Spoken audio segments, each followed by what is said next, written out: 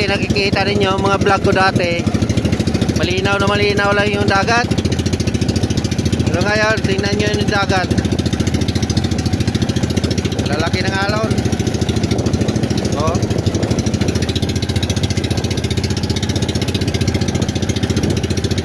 wala, malinaw pa ito pag panahon talaga ng amihan. Ito pinakamalinaw.